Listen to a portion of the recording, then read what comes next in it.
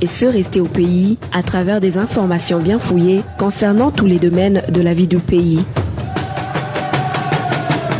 Le magazine Humura Burundi est diffusé sur le web via le site de la RPA www.rpa.bi. Humura Burundi.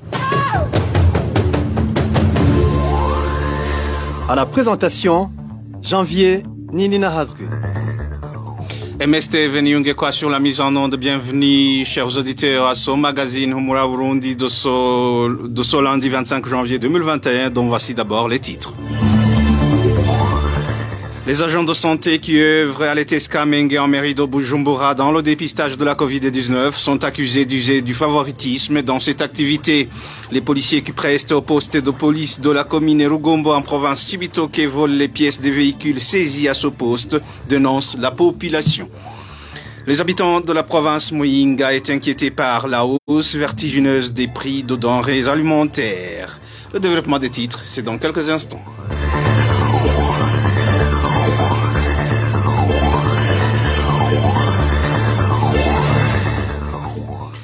Encore une fois, bienvenue. Toutes les pistes dans l'assassinat de Thierry Kubgimana mènent à un crime d'État. Bien que certains noms des ténors du régime sont cités sans éléments de preuve, la RPA a été mise sur des pistes au sujet des exécutants. Inès Gakiza nous fait le point. Les sources de la RPA au sein du corps de police et du service national de renseignement révèlent toutes que les exécutants du crime de Thierry Kubgimana, commis la nuit du 24 au 25 novembre dernier, étaient déplacés à bord d'un véhicule du service national de renseignement. Ils étaient escortés par un véhicule de la police, conduit, révèlent toujours nos sources, par un commissaire prénommé Félix, qui fut commandant du groupement mobile d'intervention rapide Gémir 3. Les mêmes sources précisent que certains des exécutants, agents du service national de renseignement, auraient été appréhendés au cours de ce mois de janvier et détenus dans les cachots du service national de renseignement. Parmi ces derniers, nos sources dignes de foi citent un agent du service national de renseignement nommé Karenzo. Le nom du second exécutant, également agent du service national de renseignement, n'est pas connu par nos sources, qui soulignent toutefois qu'il faisait partie des proches de l'honorable Agathon Rwasa, alors président du parti FNL. Les deux agents du service national de renseignement ci cités avaient migré vers le FNL de Jacques Bigirimana, d'après les informations en possession de la RPA. Leur arrestation est décrite par nos sources comme une stratégie de les garder sous contrôle pour éviter de probables fuites d'informations.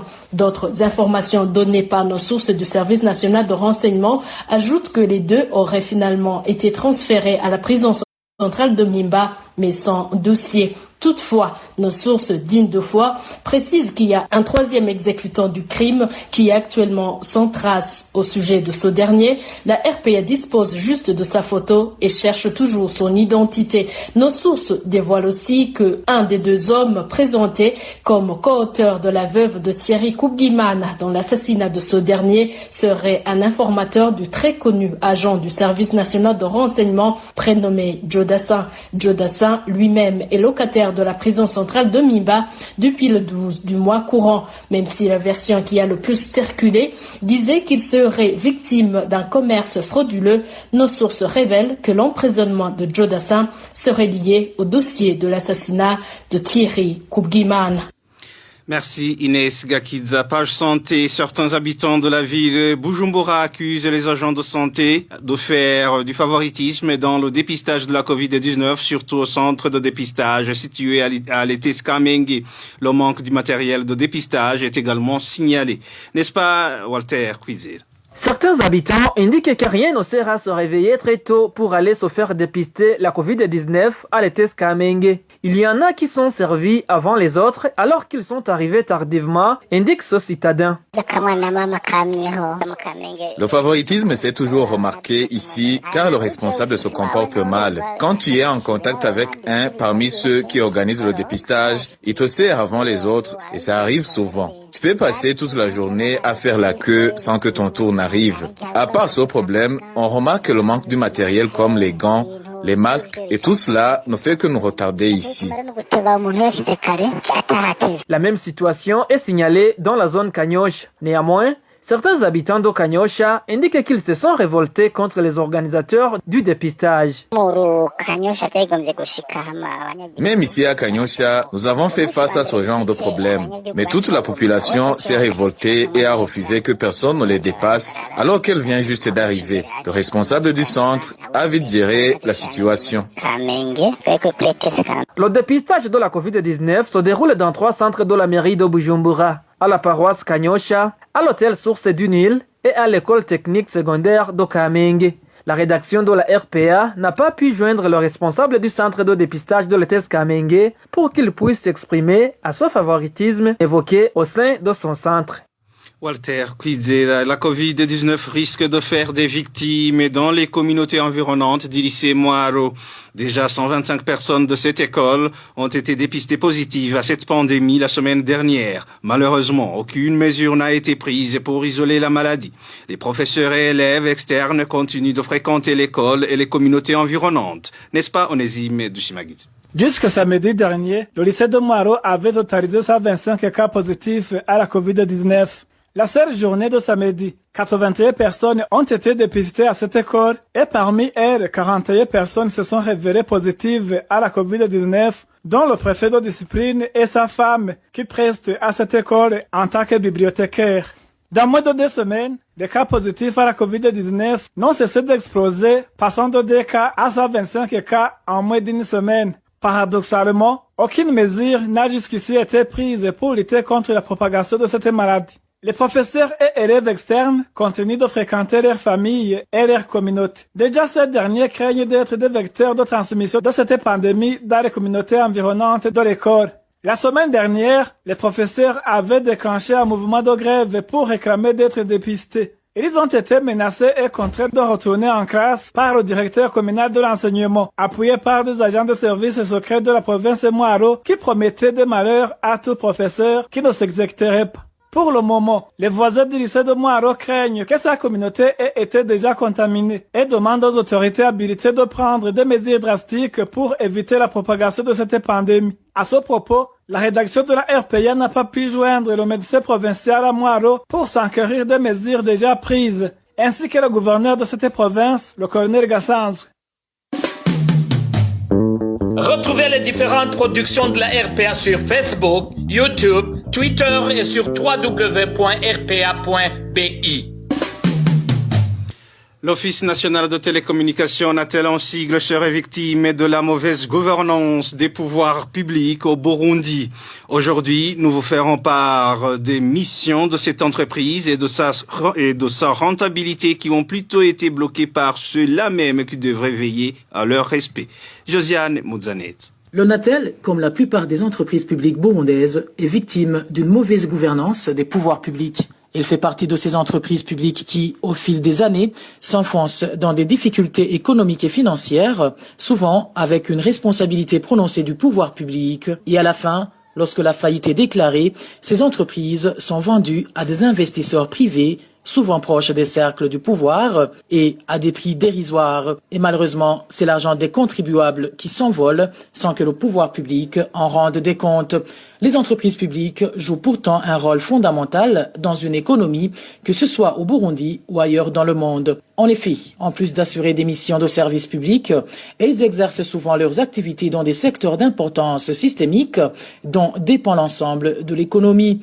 Et c'est le cas de l'Onatel, dont la mission initiale dès sa création en 1979 était d'exploiter les réseaux de télécommunications fixes et de faciliter l'accès de la population burundaise aux services de communication à l'intérieur du pays et avec le monde extérieur. Cette mission de service public a été étendue en 2003 au service Internet, à la téléphonie mobile en 2005 et plus tard à la transmission de données au Burundi dans une sous-région et dans un monde en rapide changement technologique. Dans tous les cas, la mission de service public n'est pas incompatible avec une bonne gestion et une rentabilité financière de l'entreprise. Les entreprises publiques peuvent être rentables si toutes les conditions sont réunies ce qui n'est malheureusement pas le cas pour l'Onatel et d'autres entreprises publiques du pays. L'État, en tant qu'actionnaire principal de l'Onatel et gestionnaire des taxes des contribuables, avait pourtant l'obligation de veiller à ce que l'Onatel soit rentable en lui facilitant toutes les conditions de sa rentabilité. Le conseil d'administration, le ministre de tutelle, le premier ministre et le président de la République, garant de la bonne gestion des ressources publiques, ont pour cela une grande partie de responsabilité dans la faillite de l'Onatel.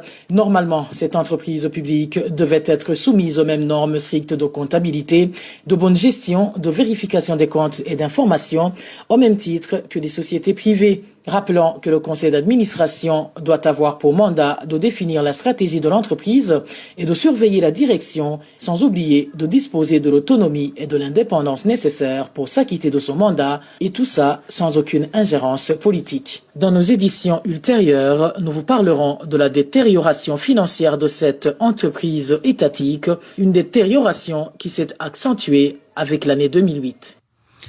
Merci Josiane Mouzaneza. Les habitants de la commune Rugombo en province Cibitoke accusent les policiers du poste de police communal d'être impliqués dans le vol des pièces de véhicules en détention au bureau communal pour les vendre à moins cher. Un policier et un civil ont été arrêtés pour des raisons d'enquête et sont détenus au commissariat provincial de la police à Cibitoke. Le point avec Innocent Valentin Singilangao. Une pièce d'un véhicule de marque Mitsubishi type Fuso qui était en détention au bureau de la commune Rugombo a été volée la semaine dernière. Cet habitant témoigne.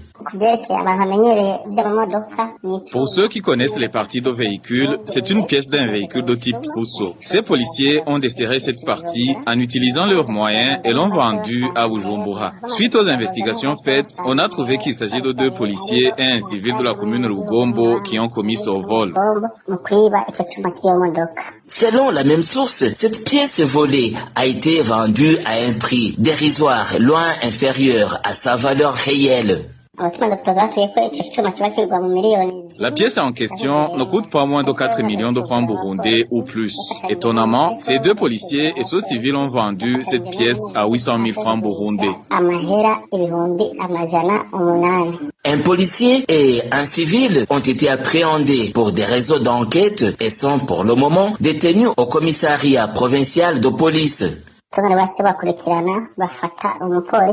L'administration et la police ont pu attraper un policier et un civil cités dans ce vol. Le deuxième policier cité dans ce dossier s'est échappé après avoir appris qu'ils sont poursuivis par la police. Les 2 attrapés sont détenus au commissariat provincial de police. Les habitants de la commune Rugombo en province de Cibitoke affirment qu'ils sont habitués à de tels vols des pièces de moto et véhicules arrêtés par la police pour différentes infractions, puis garés au bureau de la commune Rugombo. Page éducation à présent, les bâtiments de l'école fondamentale Kinyinya 2 en commune Mutimbuzi de la province Bujumbura risquent de s'écrouler suite aux inondations. Au moment où une partie de la fondation est déjà détruite, les parents d'élèves à cet établissement demandent que cette école soit délocalisée pour éviter d'éventuels accidents. Le point avec Emmanuel Nyongeko.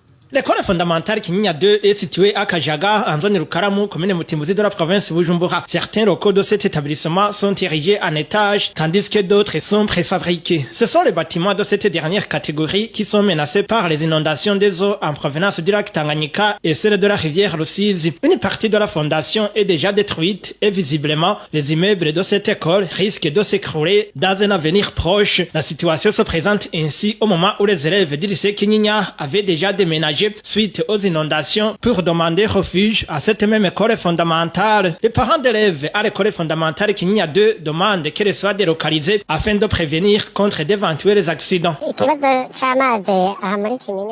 Le phénomène d'inondation est devenu un casse-tête ici à Rukaramu. Les eaux du lac Tanganyika et celles de la rivière Rusizi ont atteint cette école qui commence déjà à s'effondrer. Nous ne voyons pas où nous allons mettre nos enfants. Il s'agit des bâtiments en étage qui étaient utilisés par les élèves du lycée Kinyinya, ainsi que les immeubles préfabriqués qui abritaient les salles de classe des élèves de l'école fondamentale. Nous demandons aux responsables administratifs de nous prêter main forte pour que cette école soit délocalisée, mais également de chercher un autre endroit approprié pour que nos enfants puissent continuer à étudier.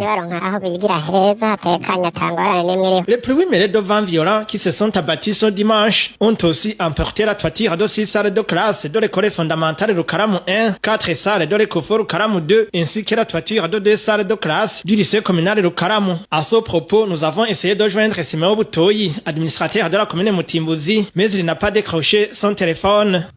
Merci Emmanuel Niungeko. Le 24 janvier de chaque année, le monde célèbre la Journée internationale de l'éducation. À l'occasion de la 3e célébration de cette journée, le mouvement d'action patriotique MAP Burundi, dans son communiqué, fait savoir que cette journée est célébrée au moment où la pandémie Covid-19 frappe tout le pays, ce qui occasionne des perturbations et conséquences non moindres dans les pratiques enseignantes et d'apprentissage chez les élèves. Clovis Nyonzim. L'éducation a été reléguée au second plan au Burundi et les nombreuses réformes initiées dans le secteur de l'éducation par le pouvoir en place depuis 15 ans ont été opérées avec une forte négligence et grande légèreté. Déclaration du mouvement d'action patriotique MAP Burundi dans son communiqué sorti le 24 janvier à l'occasion de la célébration de la Journée internationale de l'éducation. La journée du 24 janvier a été proclamée comme étant une journée internationale de l'éducation par l'Assemblée générale des Nations unies dans sa résolution adoptée le 3 décembre 2018. La célébration pour la 3e fois de la Journée internationale de l'éducation était donc prévue ce 25 janvier. Le thème de cette journée est « Relancer et redynamiser l'éducation pour la génération Covid-19 ». Le mouvement MAP Burundi indique que malgré les voix qui avaient toujours crié au scandale, mais jamais écoutées, les manuels scolaires des élèves et des enseignants élaborés au cours de la réforme école fondamentale sont pleins d'erreurs graves. Selon toujours MAP Burundi, le comité scientifique n'a même pas pris le temps de relecture. Le mouvement MAP Burundi rappelle que si l'éducation est la meilleure arme pour façonner les mentalités, la mettre au second plan dans le processus de développement mènerait le pays dans une voie sans issue pour une ascension sociale. Pour le mouvement d'action patriotique clore son communiqué en demandant à l'ensemble du peuple burundais de s'unir et d'exiger des réformes profondes du système éducatif burundais dans l'intérêt supérieur des générations futures et de notre mère patrie. Merci Clovis Nyonzi. Ma dernière page de ce magazine. Montée exponentielle des prix de denrées alimentaires en province Muyinga. Cette situation qui vient de durer près d'un mois inquiète la population. Elle y voit des signes annonciateurs de la famine. Trésor Nyongao nous en dit plus. La montée des prix des denrées alimentaires en province Muyinga se manifeste depuis le mois de décembre. Des prix qui ont atteint leur plus haut sommet vers les derniers jours de l'année. Aujourd'hui, certaines denrées sont même introuvables sur le marché dans cette province. Les prix ont fortement augmenté. Certaines denrées ont même disparu sur le marché. Du mois de mai jusqu'en août, les prix étaient encore abordables. C'est au mois de décembre qu'on a commencé à observer une hausse significative des prix. Vers la fin de ce mois, c'était le pire. Dès lors, la situation n'a pas changé. Les prix sont restés élevés. Aujourd'hui, certaines denrées, comme la patate douce, sont devenues très rares. Tenez, le riz qui s'achetait à 1600 francs le kilogramme s'achète aujourd'hui à 2000 francs. La qualité qui s'achetait à 1900 francs, on ne peut s'en procurer qu'à 2700 francs le kilogramme. Pour le haricot, la qualité qui s'achetait à 800 s'achète aujourd'hui à 1000 francs. Celle qui s'achetait à 1300 francs s'achète aujourd'hui à 2000. Un sac de farine qui s'achetait à 32 000 francs s'achète aujourd'hui à 60 000 francs le sac. Un bidon de 20 litres de l'huile de coton qui s'achetait à 40 000 s'achète aujourd'hui à 97 000 francs. La population pense que la période de disette a sonné. Une situation d'autant plus grave au moment où la pandémie Covid-19 ne facilite guère les déplacements, déplorent certains qui projetaient à la migration. C'est un grand problème. On ne voit pas la solution. C'est tout simplement la disette qui nous guette. Tout le monde est convaincu que le gouvernement est responsable de cette situation. Nous autres, nous ne comprenons pas la cause de la pénurie de devises qui serait à l'origine de cette flambée de prix. Si les frontières n'étaient pas fermées suite à la Covid-19, nombreux d'entre nous seraient déjà partis. Les commerçants avancent la pénurie de devises comme facteur de la montée des prix. La population, quant à elle, est convaincue que les conditions climatiques en sont une autre raison. Merci à Trésor Nyongabo pour ce reportage. Et c'est par ici, amis chers auditeurs et auditrices, que nous mettons fin à ce magazine Humura Burundi de ce lundi 25 janvier 2021. Merci pour votre aimable écoute. Merci à toute l'équipe de la rédaction. Merci à MST Nyongeko pour la bonne collaboration technique. À la présentation, vous étiez avec Janvier Ninina Hazoué. Excellente soirée chez vous. C'était le magazine Humura Burundi. Un magazine campant pour relier les Burundais en exil et ceux toujours au pays à travers une information de qualité.